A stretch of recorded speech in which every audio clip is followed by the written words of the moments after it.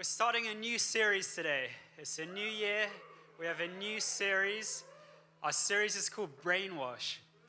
And actually, there's two parts to this name, really. You can see around me, there's a washing machine here. You can see there's a computer screen, and a newspaper. If any of you haven't seen one of those in a while, there's a newspaper there. And there's two parts to this name. The first part is actually that at the moment, it doesn't take long to think about, it doesn't take long to realize, but there's a lot of people competing for our attention. There's a lot of individuals, companies, groups of people who want to share their message with us. And so actually, they kind of want to brainwash us, is how we can put it. A great example of this is a story that I heard from my Canadian friend who lives in Japan. And so in Japan, it turns out that a traditional food they eat at Christmas is chicken. And this is kind of weird because in England, we don't eat chicken at Christmas. I don't know if any of you just came across anyone who eats chicken at Christmas. But in Japan, they eat chicken. And the reason for this is when Christmas was becoming popular in Japan, KFC ran an advertising campaign to convince the Japanese people to eat chicken at Christmas. So Japan have been brainwashed by KFC. The other part to this name, brainwash, is the fact that actually we need to be intentional about our washing. So when we have our clothes and they're dirty, we actually have to do something about that. We have to pick them up and we have to put them in the machine. They're not just going to wash themselves. So it's the same with our brains. Actually, we need to do something about it. We need to decide to wash our brains. If we're not washing our brains, then someone else is going to be doing it for us. And it's the same with clothes. So if you just leave them out, actually what happens? They just get affected by what's ever around them. They pick up the dirt from their surroundings. So with our brains, if we're not choosing to actually wash them ourselves, then they're just picking up whatever dirt is in our surroundings and someone else is washing them for us. So this is our new series, Brainwash. And actually, we're going to be talking about a transformed mind. And today, I want to talk to you about why. Why a transformed mind? Why wash our brains? Why bother to get the washing and put it in the washing machine? So, I want to start with some huge revelation for all of you. Okay, get ready. Some of you, this might be something new, and you might be a bit shocked. For some of you, this might be something old, and you might be in denial. You might still be trying to decide that this isn't actually true. But I have some huge revelations. So, are you ready for it? The revelation is that not everything that you believe to be true is actually true. Not everything that you believe to be true is actually true. In other words, you're not always right. Is anyone offended right now? Because, So you're not always right. I came across this hard truth when I was about 8 years old. Me and some friends at school we were pretty keen, so we found a snail stuck on a wall, and it was just sitting there doing nothing. And we decided we were going to talk about it. We wanted to find out why was the snail just sat on the wall doing nothing. So we were talking, and I had a great idea. I thought this might be it. It's like I thought I almost went into the brain of that snail and worked out what exactly it was doing on the wall. I didn't expect to be laughed at, but my idea was that this snail was becoming a slug. So even now, I can kind of understand a little bit of what I was thinking because they look similar. But it turns out I was completely wrong. And we as humans, we love to be right. You can ask my wife about this. She loves to be right. I don't know if it's the two parents, the American parent and the Dutch parent. When you mix American and Dutch, you get a very strong combination of people who love to be right. That might have something to do with it. But we love to be right, and not everything that we believe is true. And what happens is that these false beliefs actually start to form our own truths. In Romans 12:2, Paul says, "Do not conform to the pattern of the world, but be transformed by the renewing of your mind. then you'll be able to test and approve what God's will is, his good, pleasing, and perfect will. In other words, don't let the dirt of this world shape you. Don't let that be what shapes you, but instead have your mind renewed and then be transformed. The promise that comes with this is pretty huge, actually. The promise of us, if we're transformed, if our minds are renewed, the promise is that we get to test and approve what God's will is. So we get to actually find out God's will and live in his will. There's a lot of people in life who are wondering, God, what is your will for my life? And actually here we have the biblical solution for this. We need to be transformed. We need our minds renewed. It's not as easy as it sounds, maybe. It's not the simple, God, tell me exactly what you want me to do. But it is the solution for this. What does it mean exactly to have our minds renewed? What it means is to get rid of those old thoughts that aren't real, those old beliefs, our old truth that isn't actually true. We need to get rid of it and we need to replace it with something that is true. So to renew our mind, it means to have our mind made new. And what this actually looks like is finding God's truth. So instead of our own thoughts, we want to replace them with God's thoughts. We want to replace them with God's truth. So we want our minds renewed. Why have a transformed mind? So far, it's looking pretty strong. We want this. This is something that we need. We need to replace our truths with God's truth. And when we're doing this, if we do this, then another promise here is that we will be transformed. And the word that's used here is a type of transformation where you can't actually go back. It's not just change. It's not something where your mind changes and then it changes back. But actually your mind changes to the point that you're transformed and then there's no going back. It's like a butterfly. It's like a caterpillar which has changed into a butterfly. There's no chance that butterfly is going back to a caterpillar. There's about as much chance as a snail turning to a slug as there is the butterfly turning back to a caterpillar. Why the mind? Why are we talking so much about the mind? Why is the focus here on the mind? Why renew our mind? Our mind is powerful. Our mind is more than just our brain, actually. Our mind is our entire thinking. Our mind is our will. It includes our will, our emotions, our decision making. I used to think that actually, because my thoughts were thoughts, that they weren't that important. Meaning, there's some things in front of me which I can touch, which I can see, they're physically there. But because my thoughts were just thoughts, I didn't really think that they were reality. I didn't think that they were that important. But we can read in Proverbs 23 verse 7. It says, "For as he thinks within himself, so he is. As you think, you become." This is pretty big. So actually, instead of our thoughts not being reality and not being important, it's actually our thoughts which create our reality.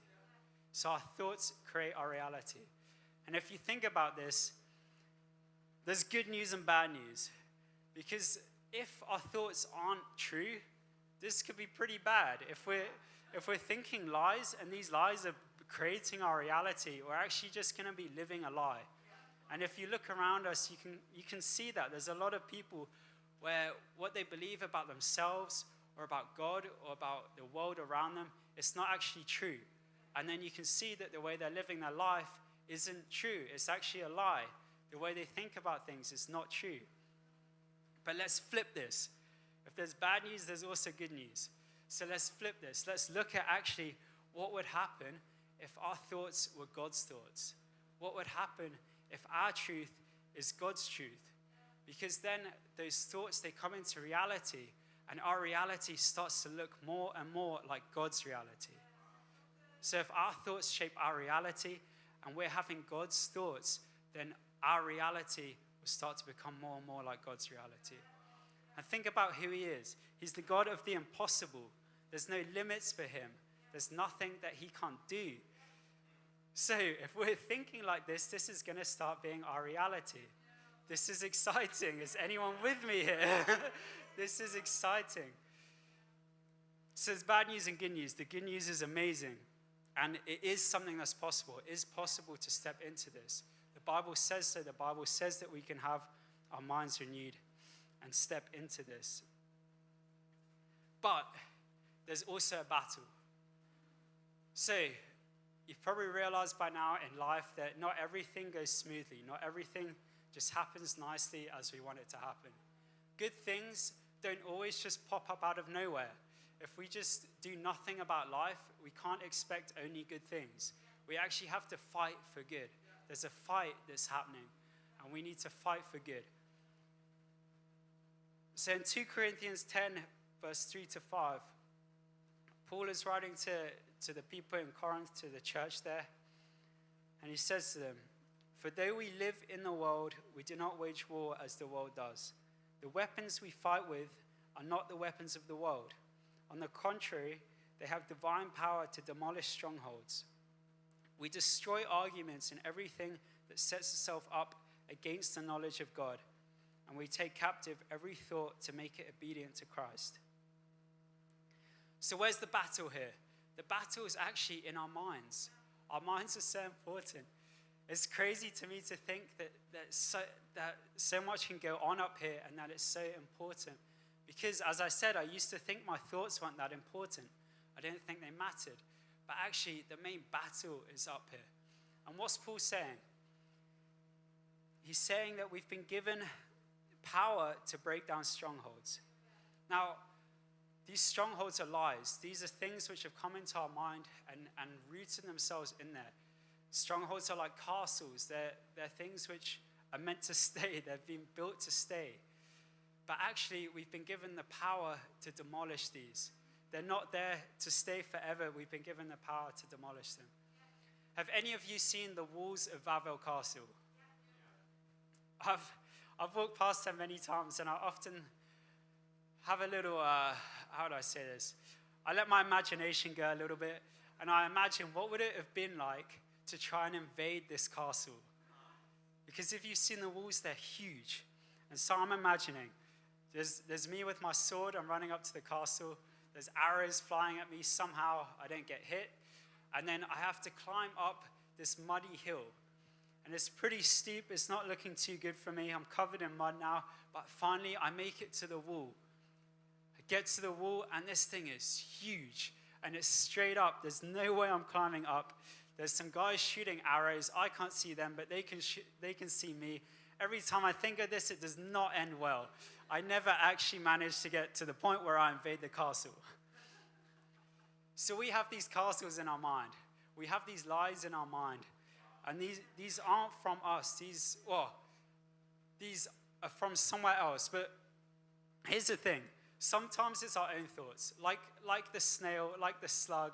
But sometimes it's more like KFC, where we've had these things, we've had people on the outside putting thoughts in our mind. Either way, they need to be gone. Either way, we need to get rid of them. We've been given the power to demolish, to destroy these strongholds, to destroy these castles and get rid of them completely.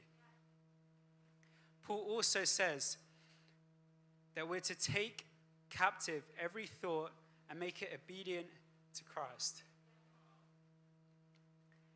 Again, I let my imagination go a little bit here. So, imagine we have this castle in our mind. We destroy the castle, we remove it. What's left over after the castle is destroyed? Some little soldiers. These soldiers which have survived the destruction of their castle, they're still here. They're trying to cause problems. The main lie is gone, but we still have thoughts coming through. So we can get rid of the main lies, but then we still have to deal with the thoughts coming through. We still have to capture the thoughts.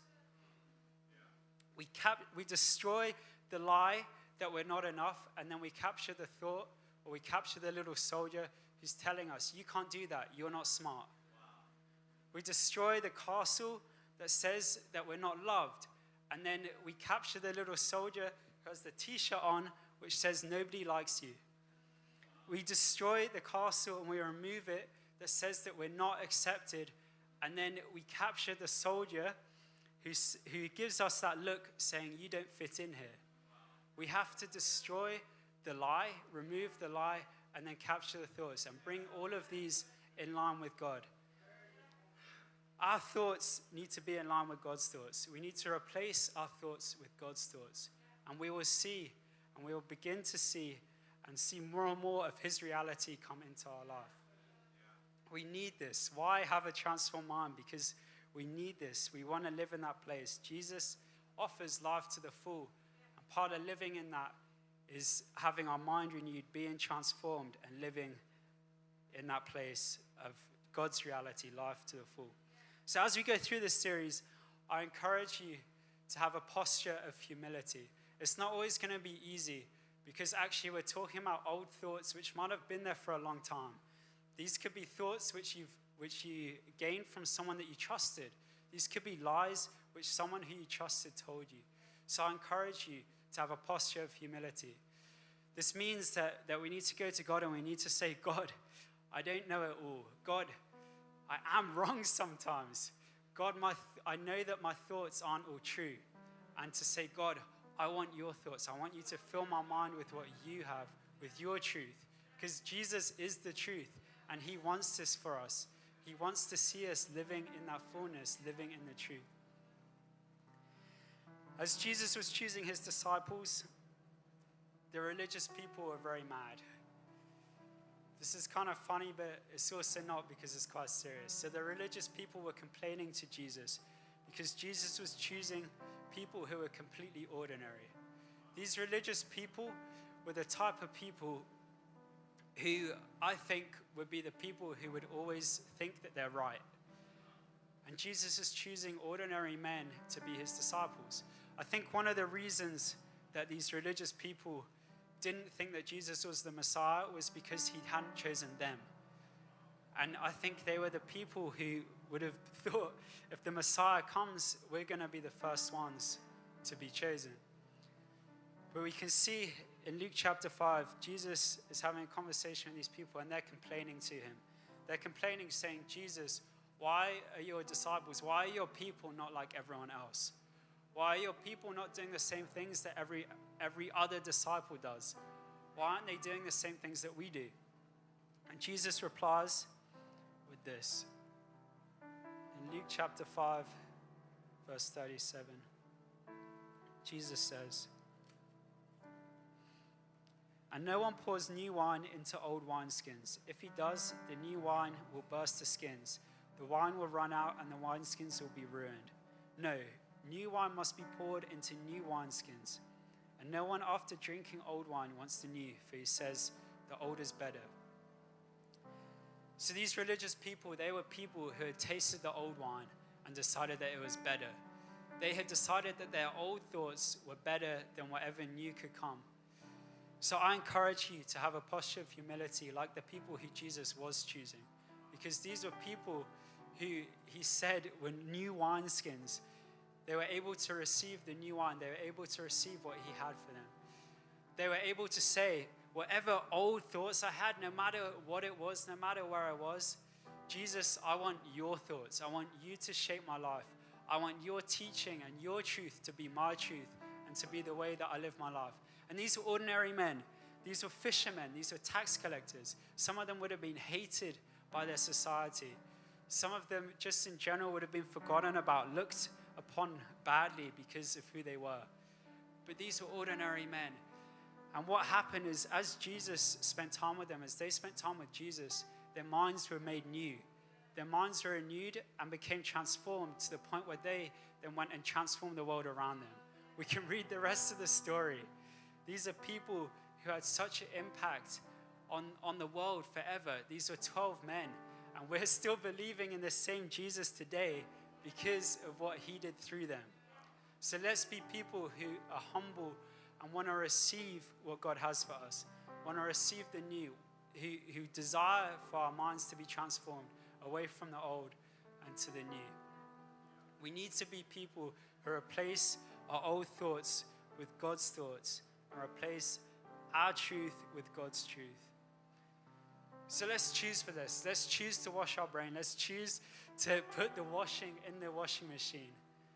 And let's choose who we partner with, because if we're not making the decisions, someone else will decide for us.